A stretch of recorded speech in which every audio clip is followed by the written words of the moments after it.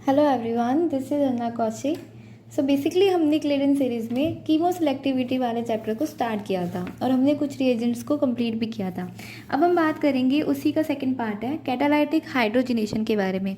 Basically अगर आप जैसे हम सब ने पढ़ा होगा हाइड्रोजनेशन के बारे में अगर बात करें तो basically what I mean by hydrogenation, hydrogenation में जनरली होता कुछ नहीं है। हम हाइड्रोजन गैस को आपके रिएक्टेंट के साथ में ऐड करवाते हैं। जनरली मतलब यही है कि आप में आपका H2 जो गैस होती है ना, उसको ऐड करना होता है आपके रिएक्टेंट पे। पर जनरली देखो H2 जो है वो इतना अच्छा न्यूक्लियोफाइल है नहीं, तो इसके लिए हमको क्या करना पड़ता है, उसको ऐड करवाने के लिए एक अच्छा कैटालाइस का यूज़ करना पड़ता है। और यहाँ पे हम जनरली जो कैटालाइसिस यूज़ करते हैं वो कैसे होते हैं, हमारे मेटल्स होते हैं। ठीक है, समझ में आया यहाँ तक? अब मेरी बात ध्यान से देखो कि अभी जो हम यहाँ पे पढ़ रहे हैं वो हाइड्रोजनेशन कैसा पढ़ रहे हैं हम, हेट्रोजीनस। मतलब बेसिकली हाइड्रोजनेशन दो टाइप का होता है, होमोजीनस एंड हेट्रोजीनस। होमोजीनस हम बाद में पढ़ेंगे। हेट्रोजीनस कैटालाइसिस बेसिकली क्या होता है, जिसके अंदर आपका कैटालाइसिस और आपका रिएक्टेंट दोनों की जो फेज़ होती है, दोनों की फेज़ जो होती है वो सेम नहीं होती है। मतलब फेज़ सेम नहीं होती से क्या मीनिंग है कि अगर आपका कैटालाइसिस सॉलिड है तो वो रिएक्टेंट के अंदर डिज़ोल्व नहीं होगा, और अगर हम होमोजीनस लेते हैं तो वो आपस में डिज़ोल्व होते हैं। यहाँ तक समझ में आया? अब हाइड्रोजनेशन की बात को ध्यान से देखो। जनरली जैसे कि मैंने अभी आपको बताया कि H2 गैस, H2 बहुत अच्छा न्यूक्लियोफाइल नहीं है, तो generally catalytic hydrogenation carbonyl compounds पे नहीं होता है। इस बात को ध्यान से देखना, जनरली यहाँ पे नहीं होता है। पर अगर कुछ ऐसे मेटल्स होते हैं जहाँ जो इसकी रिएक्टिविटी को इंक्रीज कर देते हैं और कार्बोनिल पे भी हाइड्रोजनेशन पॉसिबल हो जाता है, पर मैक्सिमम टाइम पे नहीं होता है। मोस्ट ऑफ द हम हाइड्रोजनेशन करते हैं तो कार्बन कार्बन डबल बॉन्ड या कार्बन कार्बन ट्रिपल बॉन्ड या फिर कार्बन ट्रिपल बॉन्ड नाइट्रोजन, मतलब इस तरह के बॉन्ड्स को हम यहाँ पे ब्रेक करते हैं। यहाँ तक समझ में आया? अब बात करते हैं रिएक्शन कैसी होती है। This reaction is exothermic. Exothermic कैसे होती है, देखो मेरी बात सुनो। जब हम रिडक्शन करवाते हैं तो डबल बॉन्ड कन्वर्ट किस में हो जाता है, सिंगल बॉन्ड में। So it convert to the more stable. तो जब स्टेबिलिटी इंक्रीज होती है तो क्या हो रहा है, यहाँ पे ये मोर स्टेबल की तरफ शिफ्ट हो रहा है, इसलिए ये जो एनर्जी होता है उसको रिलीज करता है, और इसीलिए एक ऐसी रिएक्शन है, बेसिकली एक्सोथर्मिक रिएक्शन है। अब देखो मेटल्स की बात करें, अगर हम इस पर कोई भी मेटल्स यूज़ करते हैं तो जनरली हम यहाँ पे प्लेटिनम हुआ, पैलेडियम हुआ, ठीक है, और निकेल हुआ, ठीक है, इस तरह के जो हमारे मेटल्स हैं इन सबको हम यहाँ पे यूज़ करते हैं। अब मेरी बात सुनो, क्योंकि हम पढ़ क्या रहे हैं एक्चुअल में, हम क्या पढ़ रहे हैं, कीमो सेलेक्टिविटी पढ़ रहे हैं। तो जब हम हाइड्रोजनेशन करवाते हैं तो हाइड्रोजनेशन में अगर आपके जो भी रिएक्टेंट्स होते हैं वो डिफरेंस होते हैं, मतलब आपका मेटल जो आपने लिया है वो अगर डिफरेंट टाइप के मेटल अलग अलग तरह की कीमो सेलेक्टिविटी को शो करते हैं, और ये मेटल्स पे, टेम्परेचर पे इस तरह से वेरी करता है। जनरल जो मैकेनिज्म है वो तो आप सब ने 11th-12th से ही पढ़ा होगा कि नॉर्मली जो हमारा मेटल सरफेस होता है, ये हमारा मेटल सरफेस है, इसके ऊपर जब हम H2 गैस को हाई प्रेशर पे इसके ऊपर ऐसे स्प्रेड करवाते हैं तो यहाँ पे क्या हो जाती है, मेटल पे H2 गैस हाइड्रोजन ऐड हो जाते हैं, और फिर जब हमारा रिएक्टेंट आता है बेसिकली तो वो क्या करता है, यहाँ से इस हाइड्रोजन को शिफ्ट कर देता है, और यहाँ पे आपको जो फाइनल प्रोडक्ट मिलता है उसमें आपको आपका हाइड्रोजनेटेड प्रोडक्ट आपको मिल जाता है। तो ये तो हुआ इसका नॉर्मल मैकेनिज्म। ठीक है, अब देखो, अब अपन एक एक करके एक एक एग्जांपल लेके चलते हैं कि आपका सबसे पहले तो हम ये देखते हैं कि जो हाइड्रोजनेशन हो रहा है उसमें आपका रिएक्टेंट क्या होगा और आपको प्रोडक्ट क्या मिलेगा। उसके बाद में हम पर्टिकुलर एक एक आपका कैटालाइसिस लेके उसकी पूरी प्रॉपर्टी पढ़ेंगे। अब अगर आप केयरफुली देखोगे तो यहाँ पे जनरली मैंने आपको बोला था जैसे कि कार्बोनिल्स नहीं देते हैं, बट अगर यहाँ जनरली जैसे कि एसिड हुए या फिर कार्बोनिल डेरिवेटिव्स नहीं देते, पर अगर हमने यहाँ पे एसिल क्लोराइड लिया है तो उसका रिडक्शन जरूर होता है और उसकी रिएक्टिविटी सबसे हाई होती है। अगर ये पूरा मैंने इसी अरेंज में लिखा है कि ये इसका ऑर्डर है, रिएक्टिविटी ऑर्डर जनरली हमारा रिडक्शन हाइड्रोजनेशन के लिए। तो देखो सॉरी यहाँ पे ये नहीं होगा, तो जनरली एरोमेटिक रिंग्स सबसे कम रिड्यूस हुई है। उसके बाद में अगर यहाँ पे कोई RH ग्रुप है, बेसिकली X यहाँ पे क्या है, X यहाँ पे ऑक्सीजन हो सकता है, नाइट्रोजन हो सकता है। तो ये देखो कैसा बॉन्ड है, अगर बेंजाइलिक कुछ ऐसा बेंजाइल ग्रुप लगा हुआ है तो उसका रिडक्शन पॉसिबल होता है। ये इसका हम एग्जाम्पल भी पढ़ेंगे, वेरी मोस्ट इम्पॉर्टेंट है ये। और इसके अलावा नॉर्मल एल्कीन्स हुए आपके, अगर बेसिकली एमीन फॉर्मेशन भी होता है, एमीन फॉर्मेशन के लिए बहुत अच्छा है, इमीन से एमीन में कन्वर्ट हो जाता है। ट्रिपल बॉन्ड्स का भी रिडक्शन होता है डबल बॉन्ड में। तो ये इसका रिएक्टिविटी ऑर्डर है। पर जनरली हम जब हम मेटल्स की यूज़ करते हैं तो ये डिपेंड करता है कि आपने कौन सा कैटालाइसिस यूज़ किया है। ध्यान देना कि अगर हमने लो टेम्परेचर यूज़ किया है, कैसा टेम्परेचर किया है, अगर हमने low temperature low pressure use किया है और वहाँ पे हाइड्रोजनेशन कराना है, तो आपका सबसे मोस्ट रिएक्टिव मेटल क्या होगा, platinum, then palladium, then rhodium and then आपका निकल। मतलब सबसे लीस्ट रिएक्टिविटी किसकी होती है, आपकी निकल की होती है, लीस्ट रिएक्टिविटी। पर यही अगर मैं हाई प्रेशर यूज़ करती हूँ तो वहाँ पे आपका निकल बहुत अच्छा रिएक्टेंट हो जाता है, कैटालाइज हो जाता है इस तरह की रिएक्शंस के लिए। और एक बात देखना, जनरली जब हमारे अगर आपके कंपाउंड के अंदर अगर बेंजाइलिक बॉन्ड प्रेजेंट होता है, कैसा बॉन्ड प्रेजेंट होता है, बेंजाइल ग्रुप प्रेजेंट होता है, तो उसको ब्रेक करने के लिए आपका पैलेडियम मोर सेलेक्टिव होता है और वो एरोमेटिक रिंग्स को क्योंकि स्टेबल होती है तो रिड्यूस नहीं करता है। पर यही अगर आपने रोडियम यूज़ किया है तो वो किसको रिड्यूस करेगा, एरोमेटिक रिंग को करेगा। तो ये थोड़ी सेलेक्टिविटीज़ की बात हो गई यहाँ पे, ठीक है। हाउ यू कैन सी कि अगर हमने ध्यान देना, ये बहुत इंपॉर्टेंट है। अगर आपको ये चार्ट याद है ना तो आप थोड़ा आपके लिए इजी हो जाएगा समझना। अगर हमने प्लैटिनम यूज़ किया है तो प्लैटिनम की रिएक्टिव, वैसे तो ये सभी को रिड्यूस करते हैं, ऐसा नहीं है कि ये डबल बॉन्ड को रिड्यूस कर रहे हैं, अगर आइसोलेटेड को अगर तो हाइड्रोजनेशन नहीं करेंगे, ये सब तरह की रिएक्शन देते हैं, बट इनका एक रिएक्टिविटी ऑर्डर होता है, मतलब किसको प्रीफर करेंगे। मेरी बात ध्यान से देखना, अगर जब आप कैटालाइटिक हाइड्रोजनेशन देखते हो तो आपको कहीं बार पे ऐसा दिखने को मिलता है 1 equivalent hydrogen, 2 equivalent hydrogen, 3 equivalent hydrogen, या फिर आपको H2 इन एक्सेस देखने को मिलता है। तो जब आपको एक्सेस देखने को मिलता है तब तो ये सभी पॉसिबल कंडीशंस को रिड्यूस करते हैं। बट अगर आपने 1 या 2 या 3 लिया है तो उस कंडीशन में ये प्रिफर करते हैं कि ये पहले किसका रिडक्शन करेंगे, ठीक है। तो वही बात है। तो देखो, अगर प्लैटिनम लिया है तो प्लैटिनम कार्बोनिल को लेके थोड़े से ज़्यादा रिएक्टिव होते हैं compare to the carbon carbon double bond. तो इसमें मैंने बोला था कि जनरली तो कार्बोनिल्स का डबल रिडक्शन देखने को नहीं मिलता है, बट प्लैटिनम बहुत अच्छे सोर्स होते हैं कार्बोनिल के रिडक्शन के लिए। देन आती है hydrogenation and then aromatic compound. Basically hydrogenation क्या है, जब हम कार्बन के साथ में किसी भी हेट्रो एटम मतलब बेसिकली ऑक्सीजन या फिर नाइट्रोजन बॉन्ड को ब्रेक करते हैं तो उसे क्या बोलते हैं, हाइड्रोजनेशन। और एरोमेटिक कंपाउंड्स को लिए सबसे लीस्ट रिएक्टिव होते हैं। पैलेडियम के लिए देखोगे ना तो पैलेडियम के लिए देखो हाइड्रोजनेशन थोड़ा प्रीफर करता है। तो जैसे मैंने आपको बताया कि अगर हाइड्रोजनेशन आपको करवाना हो तो palladium is very good reactant catalyse, ठीक है। अगर हम रोडियम की बात करें, अगर मैंने यहाँ पे RH लिया है तो RH देखो एरोमेटिक कंपाउंड्स को लेके अदर 2 के कंपेयर में बहुत अच्छा सेलेक्टिव है। तो यहाँ से आपको समझ में आ रहा होगा कि हाइड्रोजनेशन के लिए कौन प्रिफर करेगा, पैलेडियम प्रिफर करेगा, और अगर एरोमेटिक रिंग्स का रिडक्शन करना है तो उनके लिए रोडियम प्रिफर करेगा, और अगर कार्बोनिल्स का करना है देन प्लेटिनम, ठीक है। यहाँ तक समझ में आ गया। Sorry, this is not hydrogenation, this is हाइड्रोजिनोलाइसिस।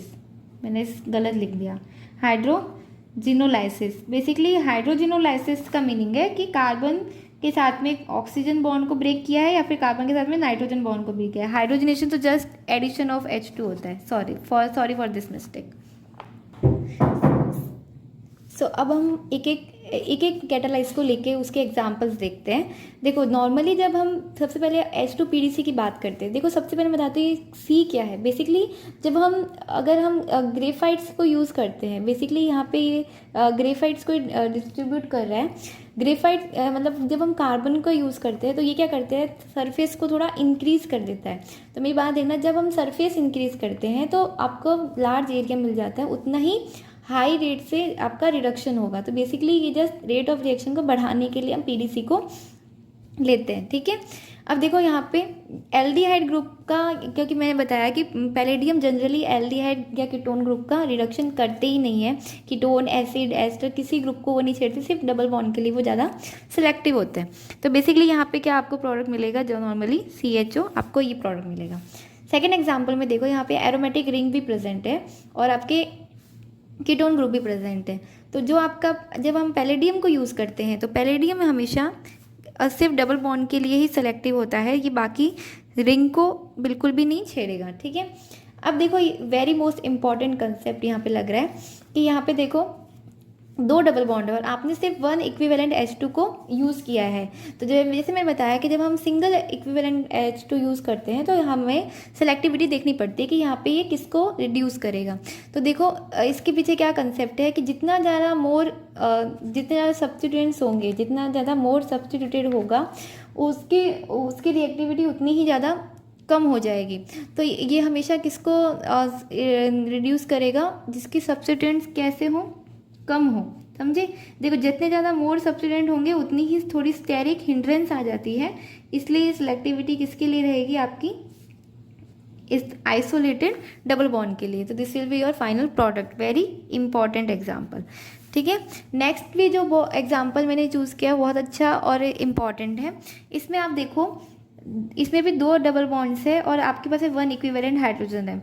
एक डबल बॉन्ड किसके साथ में, कार्बोनिल के साथ में कॉन्जुगेशन है। तो हमेशा याद रखना कि अगर कार्बोनिल के साथ में आपका डबल बॉन्ड कॉन्जुगेशन में है तो वो रिएक्टिविटी को क्या करता है, इंक्रीज करता है। तो ऑलवेज आपका प्रोडक्ट कैसा, आपका कौन सा बॉन्ड रिड्यूस होगा, आपका जो वही बॉन्ड रिड्यूस होगा जो कॉन्जुगेशन में है, वो भी कार्बोनिल के साथ में, ठीक है। यहाँ तक समझ में आ गया। नेक्स्ट देखो, नेक्स्ट में अब हम बात करेंगे इसकी स्टीरियोकेमिस्ट्री के बारे में। स्टीरियोकेमिस्ट्री अगर आप इसकी ध्यान से देखोगे तो मोस्ट ऑफ द टाइम क्या होता है, ये कैसे कंपाउंड, जो हमारा मेटल सरफेस होता है, जैसे कि मान लो कि अगर मेरा कोई भी, ये मेरा पूरा मेटल सरफेस है, ठीक है, और इसके ऊपर ये मेरा हाथ कैसे आ रहा है, एक आपका रिएक्टेंट की तरह आ रहा है, इसके बीच में एक जनरल गैप है, ठीक है, और यहाँ से H2 बॉन्ड होगा। तो जनरली ये क्योंकि एक सरफेस के साथ में होता है, इसलिए ये कैसा एडिशन होता है, सिन एडिशन होता है। सिन एडिशन से आपको हमेशा कैसा प्रोडक्ट मिलेगा, सिन एडिशन वाला ही प्रोडक्ट मिलेगा। यहाँ पे देखो 2 एग्जाम्पल्स लिए हैं, तो जो आपका प्रोडक्ट आपको मिलेगा वो आपको कैसा मिलेगा, नॉर्मली आपको सिन एडिशन वाला ही प्रोडक्ट देखने को मिलता है। यहाँ पे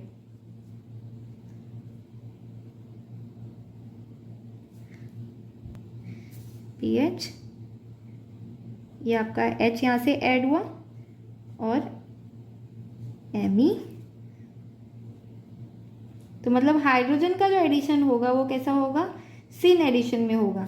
तो ये अगर आप देखोगे तो आपको कैसा मिक्सचर मिला है, basically it's a racemic mixture, आपको रेसिमिक मिक्सचर मिला है। यही सेकंड कंपाउंड में देखोगे तो सेकंड में भी सिन एडिशन ही होगा, यहीं से हाइड्रोजन का एडिशन होगा, ठीक है, यहीं से। पर आपको जो प्रोडक्ट मिल रहा है, क्योंकि यहाँ पे सब्स्टिट्यूएंट्स की पोजीशन चेंज है, इसलिए आपको कैसा कंपाउंड मिलेगा, आपको मीजो कंपाउंड मिलेगा। So it's very important stereo selectivity. और हमेशा इसका अटैक कहाँ से होगा, लेस हिंडर्ड साइड से होगा, ठीक है, लेस हिंडर्ड साइड से इसका अटैक होगा। नाउ सी, जो आपका H2PDC होता है, ये बहुत अच्छा रिएजेंट होता है for converting nitro group to amine. Basically ये एमीन फॉर्मेशन रिएक्शन के लिए आपके लिए मैक्सिममली यूज़ होता है। तो आप हमेशा याद रखना, जहाँ पे भी आपको एमीन की फॉर्मेशन करनी हो रिड्यूसिंग प्रोसेस से, तो वहाँ पे पैलेडियम बहुत अच्छा आपका कैटालाइटिक हाइड्रोजनेशन के लिए रहेगा। जैसे कि यहाँ पे देखो, यहाँ पे हमारे नॉर्मल एजाइड्स का यहाँ पे हो रहा है, तो ये इसको भी क्या करेगा, रिड्यूस करेगा। N3 को भी ये रिड्यूस करके पूरे ग्रुप को एज इट इज़ रहने देगा और यहाँ पे क्या दे देगा, NH2, ठीक है, ये क्लियर हो गया। अब देखो इसके बाद में हम एमिनेशन के बारे में और एमीन फॉर्मेशन के बारे में और देखते हैं एग्जाम्पल। अब देखो जैसे कि मैंने बोला एमीन फॉर्मेशन के लिए, तो ये जैसे कि हमने इमीन लिया है, जब इमीन को भी ये कि अगर आपने H2PDC का यहाँ पे यूज़ किया है तो ये इमीन्स को भी किस में कन्वर्ट कर देगा, आपके एमीन में कन्वर्ट कर देगा। वेरी इंपॉर्टेंट एग्जाम्पल्स है ये ठीक है। अब देखो डी प्रोटेक्शन, जब हम डिस्कनेक्शन अप्रोच पढ़ते हैं या फिर हम सिंथेसिस रिएक्शन पढ़ते हैं, एसिमेट्रिक सिंथेसिस पढ़ते हैं, तो हम कुछ प्रोटेक्टिंग ग्रुप्स का यूज़ करते हैं। तो H2PDC बहुत अच्छा डी प्रोटेक्टिंग रिएजेंट होता है। अब ये किसका री प्रोटेक्शन करता है, देखो बेसिकली इसकी प्रॉपर्टी क्या होती है कि ये जो बेंजाइल ग्रुप होता है, बेंजाइल ग्रुप्स को बेसिकली रिमूव करता है। बेसिकली ये क्या करता है, जो आपका बेंजाइलिक बॉन्ड होते हैं उनको ब्रेक करता है। देखो ध्यान से देखना, what I mean by benzyl, कि जब आपके एरोमेटिक रिंग के साथ में एक कार्बन छोड़ के कोई ग्रुप लगा हो, जैसे कि OR या फिर नाइट्रोजन या कोई भी हेट्रो एटम के साथ में कोई भी ग्रुप लगा हो, तो उस बॉन्ड की ब्रेकिंग के लिए हम किसको यूज़ करते हैं, H2PDC को यूज़ करते हैं। तो ये जब बॉन्ड यहाँ से ब्रेक होगा तो आपको क्या मिलेगा, एक तो मिलेगा आपको टोलुइन, एक आपको क्या मिलेगा ROH। तो यहाँ से ये ब्रेक हो जाएगा। तो इस फीचर का सबसे ज़्यादा यूज़ कहाँ पे होता है, डी प्रोटेक्शन के लिए यूज़ होता है, क्योंकि हम बहुत सारे प्रोटेक्टिंग ग्रुप यूज़ करते हैं जहाँ पे बेंजाइल बॉन्ड प्रेजेंट होता है, और उन्हीं को हटाने के लिए ये रिएजेंट यूज़ होता है। वो हम आगे बाद में पढ़ेंगे। जैसे कि देखो यहाँ पे आपको क्या प्रोडक्ट मिलेगा, सिंपली अगर आप यूज़ करोगे, अगर ये देखो यहाँ पे डबल बॉन्ड भी है और यहाँ पे बेंजाइलिक ग्रुप भी है और एरोमेटिक रिंग भी है, तो ये किसको सबसे ज़्यादा प्रिफर करेगा कि ये इस बॉन्ड को ब्रेक करना प्रिफर करेगा, H2PDC इसके लिए ज़्यादा सेलेक्टिव होता है। ठीक है, तो यहाँ पे आपको प्रोडक्ट कैसा मिलेगा, आपको ये प्रोडक्ट मिलेगा। ठीक है, समझ में आया। और यहाँ पे जब मैंने एक्सेस के लिए एक्सेस में यूज़ किया है, इसलिए ये दोनों जगह को यहाँ से हटा देगा। नेक्स्ट रिएजेंट की हम बात करते हैं। जब हमने क्या लिया, पैलेडियम को रिप्लेस कर दिया प्लेटिनम से। जब हम प्लेटिनम यूज़ करते हैं तो देखो मैंने आपको बताया था कि प्लेटिनम सिलेक्टिव होते हैं for carbonyl compare to the carbon carbon double bond compare to the palladium. ऐसा नहीं है कि ये डबल बॉन्ड को रिड्यूस नहीं करेंगे या फिर एमीन फॉर्म नहीं करेंगे, सिमिलर टाइप की रिएक्शंस ये भी देते हैं, रिड्यूसिंग रिएक्शन। बट अगर जहाँ पे आप वन इक्विवेलेंट हाइड्रोजन की बात कर रहे हो और आपके पास में दोनों सेलेक्ट पॉसिबिलिटी है, डबल बॉन्ड की भी और आपके पास में कार्बोनिल की भी, तो प्लेटिनम अगर आप यूज़ कर रहे हो तो प्लेटिनम प्रिफर किसको करेगा, पहले कि ये कार्बोनिल को रिड्यूस करें। ठीक है, अब प्लेटिनम जब हम रिएजेंट लेते हैं कैटालाइसिस का, तो उसी में हम एडम्स कैटालाइसिस की बात करते हैं। ये भी कैसे कैटालाइसिस होते हैं जिसमें हम प्लेटिनम का यूज़ करते हैं, और इसकी दो मेनली बातें होती है कि ये क्या करते हैं, कार्बोनिल को रिड्यूस करते हैं। मतलब प्लेटिनम की चलो ये रिएक्शन तो फिर भी कम आपको देखने को मिलती है, बट इसको इंक्रीज़ करने के लिए, मतलब प्लेटिनम जब हम यूज़ करते हैं और कार्बोनिल को आपको रिड्यूस करवाना होता है, तो ये जनरली रिडक्शन तो देता है, बट थोड़ी सी रेट ऑफ रिएक्शन क्या रहती है, कम रहती है। और जनरली इस टाइप की रिएक्शन हम देखते नहीं हैं, तो हम इसके लिए प्लेटिनम का कौन सा रिएजेंट यूज़ करते हैं, एडम्स कैटालाइसिस यूज़ करते हैं। समझ गए। बेसिकली इसकी प्रॉपर्टी क्या होती है कि ये कार्बोनिल का रिडक्शन करता है, prefer to the carbon carbon double bond. And second ये क्या करता है, जो आपकी एरोमेटिक रिंग्स होती है उनका भी क्या करता है, रिडक्शन करता है। ठीक है, यहाँ तक याद रह जाएगा। अब जैसे कि देखो ये मेरा कंपाउंड है, यहाँ पे देखो कार्बोनिल ग्रुप लगा हुआ है। जब हमने एडम्स कैटालाइसिस को यूज़ किया तो इसने क्या किया, कार्बोनिल को रिड्यूस कर दिया। एस्टर ग्रुप को ये नहीं छेड़ते हैं, एस्टर या एसिड डेरिवेटिव कोई भी आप लोगे तो उसके साथ में कोई भी रिएक्शन नहीं देंगे। क्लियर हो गया। और सेकेंड इंपॉर्टेंट थिंग कि जो बेंजीन रिंग्स होती है उनको भी क्या कर सकते हैं, रिड्यूस कर सकते हैं। अब बात करते हैं हमारे नेक्स्ट रिएजेंट के बारे में, जिसमें हम निकल की बात कर रहे हैं। निकल में बेसिकली हम रेने निकल यूज़ करते हैं। बेसिकली ये एल्यूमिनियम निकल एलॉय से मिलता है हमें। इसकी रिएक्शन देखो, अगर इसका मेन फीचर क्या होता है, बेसिकली तो मैंने आपको बोला कि लीस्ट रिएक्टिव होते हैं, बट अगर हम हाई प्रेशर यूज़ करते हैं तो ये इनकी रिएक्टिविटी सबसे अच्छी मानी जाती है। ध्यान दो, इनका सबसे अच्छा यूज़ होता है जब हम बेसिकली इनको भी डी प्रोटेक्शन के लिए यूज़ करते हैं। कैसे यूज़ करते हैं कि ये जो होते हैं सिलेक्टिव होते हैं कार्बन सल्फर बॉन्ड के लिए, मतलब बहुत अच्छा ब्रेकेबल होता है। अगर आप रेने निकल यूज़ कर रहे हो तो कार्बन सल्फर बॉन्ड को बहुत ईजिली ब्रेक कर दे। जैसे कि यहाँ पे ये एग्जाम्पल देखोगे, सबसे पहले हमने यहाँ पे क्या किया है, प्रोटेक्टिंग ग्रुप यहाँ पे कार्बोनिल का प्रोटेक्शन किया है। ये सब हम पढ़ेंगे प्रोटेक्टिंग ग्रुप के बारे में। अगर आप लोगों को और भी थोड़ा ब्रीफ नॉलेज चाहिए तो मैंने पहले ही डिस्कनेक्शन अप्रोच पे थोड़ा एक शॉर्ट वीडियो बनाया है, उसका लिंक आपको मिल जाएगा, वहाँ पे चेकआउट कर सकते हो। इसके बाद में जब प्रोटेक्शन हो गया, उसके बाद में अगर आपको इस पूरे ग्रुप को रिमूव करना है और आप रेने निकल यूज़ कर रहे हो तो ये क्या करेगा, इस बॉन्ड को ब्रेक कर देगा। सो दैट्स वाई ये क्या हो गया, इसका डी प्रोटेक्शन हो गया। ये पूरी रिएक्शन इस पूरी रिएक्शन को हम मोजिंगो रिएक्शन के नाम से भी जानते हैं, मोजिंगो रिएक्शन, ठीक है। और वेरी इंपॉर्टेंट रिएक्शन है ये। नेक्स्ट एग्जांपल देखो, रेने निकल की एक खास बात होती है कि अगर आप ऐसे तो जनरली नॉर्मल टेम्परेचर पे ये इतना अच्छा रिड्यूसिंग रिएजेंट नहीं है, कैटालाइसिस नहीं है, ये एरोमेटिक रिंग्स को तो बिल्कुल भी रिड्यूस नहीं करेगा। तो जनरली अगर आप यूज़ करते हो हाई टेम्परेचर, अगर हाई टेम्परेचर लेते हो रूम टेम्परेचर को छोड़ के, तब ये एरोमेटिक रिंग्स को क्या कर सकता है, रिड्यूस कर सकता है। ध्यान देना, ओनली तभी जब आपका क्या हो, टेम्परेचर हाई हो। इसी का एग्जाम्पल 2000 अभी दिसंबर 2019 के एग्जाम में सेम क्वेश्चन आया था, जहाँ पे हमने टेम्परेचर कैसा लिया था, room temperature, RT that mean room temperature. तो इस कंडीशन में ये एरोमेटिक रिंग को रिड्यूस नहीं करेगा। तो इसका जो फाइनल प्रोडक्ट आपको मिलेगा ना, उसमें ये सिर्फ आपका NO2, यहाँ पे NO2 था, NO2 ग्रुप को एमीन में रिड्यूस करेगा और आपके एरोमेटिक रिंग को रिड्यूस नहीं करेगा, क्योंकि यहाँ पे रूम टेम्परेचर है। पर यही अगर हाई टेम्परेचर लिया होता तो ये एरोमेटिक रिंग को रिड्यूस करता। नाउ सी, रिंग रिडक्शन की बात आए और अगर हम रोडियम की बात ना करें तो दैट्स नॉट फेयर। अगर हम रोडियम यूज़ करते हैं एज अ कैटालाइटिक रिडक्शन के लिए तो आपकी एरोमेटिक रिंग्स को ये रिड्यूस करता है। अगर आपके कंपाउंड में कोई भी ग्रुप है, लाइक अदर एस्टर ग्रुप्स है, एसिड ग्रुप्स है, अदर कुछ भी ग्रुप है और एरोमेटिक रिंग है, तो ये किसी को भी नहीं छेड़ेगा और सीधा एरोमेटिक रिंग को ही रिड्यूस करेगा, वेरी सिलेक्टिव। ठीक है, यहाँ तक क्लियर हुआ। नेक्स्ट बात करते हैं लिनलार्स रिएजेंट की। तो बेसिकली ये जो रिएजेंट होता है ये मोस्ट इम्पॉर्टेंट है, वेरी इंपॉर्टेंट ऑफ मोस्ट, सबसे ज़्यादा ही क्या है, सिलेक्टिव भी है। ये सिलेक्टिव होता है आपके एल्काइंस के लिए, और एल्काइंस को ये कन्वर्ट किस में करता है, एल्कीन में करता है। जस्ट जनरली हमें क्या, नॉर्मली हम रिडक्शन करवाते हैं तो एल्कीन्स कन्वर्ट हो जाती है एल्केन्स में, तो ये क्या हो जाता है, अनस्टॉपेबल रिएक्शन होती है। बट यहाँ ये सिलेक्टिव होता है कि ये एल्कीन पे जाके स्टॉप हो जाती है, स्टॉपेबल रिएक्शन हो जाती है। क्यों हो जाती है, क्यों, यहाँ पे जो हम यूज़ करते हैं लेड एसीटेट, तो यहाँ पे lead acetate as a poison काम करता है। तो अगर हम कोई थोड़ा सा पॉइजनस रिएजेंट यूज़ करते हैं तो वो क्या कर देता है, उसकी रिएक्टिविटी को रिड्यूस कर देता है और आपकी रिएक्शन स्टॉपेबल हो जाती है और एल्कीन पे आके रुक जाती है। और आपको एल्कीन कैसी मिलेगी, हमेशा जेड एल्कीन मिलेगी। और इसी का सेकेंड रिएजेंट अगर आप PDBSO4 के साथ में क्विनोलिन लेते हो तो वो भी सेम रिएक्शन देता है एल्कीन्स को एल्काइंस को एल्कीन में कन्वर्ट करने के लिए। और इस रिएक्शन को आपने पहले भी पढ़ा होगा, this is a known as a Rosenmund reaction.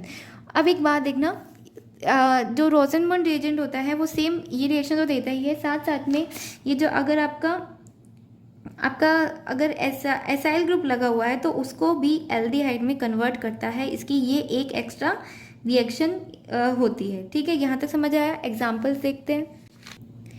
Now see, अगर आप एग्जाम्पल की बात करोगे तो ये एग्जाम्पल बहुत इंपॉर्टेंट एग्जाम्पल है, डायरेक्ट क्वेश्चन पूछा जा सकता है, क्लीडेंस में से ही है। जैसे हमने रिएजेंट कैसा लिया, रिएजेंट लिया यहाँ पे और एल्काइन ग्रुप को ये किस में कन्वर्ट कर देगा, जेड एल्कीन में कन्वर्ट करेगा। हमेशा याद रखना, हमेशा आपको कौन सी एल्कीन मिलेगी, जेड एल्कीन मिलेगी, ई एल्कीन नहीं मिलती है। नेक्स्ट थिंग, अगर आपको टोसाइलेट ग्रुप जब हम यूज़ करते हैं, basically it's also a large group, और इस ग्रुप को आपको रिमूव करना होता है तो हम यहाँ पे कौन सा रिएजेंट यूज़ करते हैं, नॉर्मली रिएजेंट्स पे पूछ देता है तो Li83BH को हम यूज़ करते हैं। और इसका मैकेनिज्म कैसा होता है, SN2 मैकेनिज्म होता है। जनरल बस एक रिएजेंट की बात है थोड़ा सा रिमूवल के लिए। अगर अब बात करते हैं कार्बोनिल ग्रुप का रिमूवल, कार्बोनिल ग्रुप के रिमूवल के लिए दो फेमस रिएक्शंस है। फर्स्ट इज अ क्लीमेंशन रिएक्शन, आपने पढ़ी होगी, ये बेसिक सी रिएक्शन है।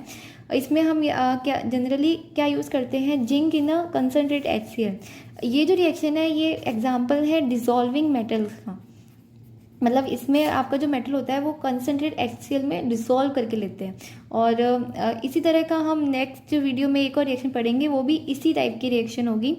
मतलब वहाँ पे डिजॉल्विंग मेटल का हम यूज़ करेंगे, ऑब्वियस है सेम रिएक्शन नहीं होगी। और ये अगली मेंशन रिएक्शन क्या करती है, कार्बोनिल ग्रुप को रिमूव कर देती है। और सेकेंड एग्जाम्पल अगर हम फेमस रिएक्शन का बात करें तो वो कैसी है, वो दिस इज़ वोल्फ-किर्शनर रिएक्शन। ये भी आपने पढ़ी होगी। ये भी अगर जब हम कार्बोनिल का रिमूवल के लिए यूज़ करते हैं, तो ये दो रिएक्शन काफ़ी ज़्यादा फेमस है कार्बोनिल कंपाउंड, कार्बोनिल ग्रुप्स के रिमूवल के लिए। नाउ सी वन क्वेश्चन, एक लास्ट क्वेश्चन करते हैं।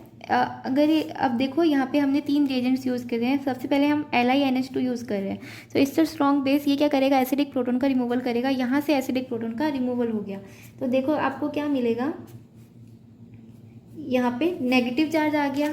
सेकंड कंपाउंड, सेकंड में क्या है आपका Br लगा हुआ है, तो Br is a very good, bromine is a very good leaving group, तो ये क्या करेगा, बैक साइड से अटैक करेगा और यहाँ से रिमूव हो जाएगा। नाउ सी आपको क्या मिल रहा है, यू गॉट, यहाँ पे आपको पूरी चेन ही है, तो ये आपको मतलब आपको प्रोडक्ट में क्या मिला, ट्रिपल बॉन्ड मिला। फिर आप क्या यूज़ कर रहे हो, लिनार्स रिएजेंट यूज़ कर रहे हो, तो ये क्या करेगा, इसको जेड एल्कीन में कन्वर्ट कर देगा और आपको प्रोडक्ट कैसा मिलेगा, आपको जेड एल्कीन वाला प्रोडक्ट मिलेगा। जनरली मतलब मेन बात यही है, आपको यही ध्यान रखना है कि आपको जो प्रोडक्ट मिल रहा है वो कैसा मिल रहा है। वेरी इंपॉर्टेंट रिएजेंट है, दिखने में बहुत इजी लगता है, बट जब क्वेश्चन आता है ना तो गलत कर देते हैं ये सोच के कि trans alkene is much more stable than the Z alkene, but ऐसा नहीं है। कई बार रिएजेंट्स की सिलेक्टिविटी भी होती है, अगर ये सिलेक्टिव है आपकी सिस एल्कीन के लिए तो ये सिस ही देगा, ठीक है।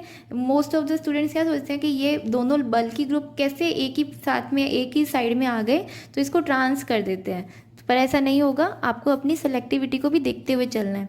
तो यहाँ तक हमने कंप्लीट कर लिया है, तो नेक्स्ट वीडियो में भी हम इसी चैप्टर के बारे में कुछ और इंपॉर्टेंट रिएक्शंस को डिस्कस करेंगे। Hopefully this video will helpful for you. If you like the video then please like, share and comment and subscribe my channel. Thank you for watching.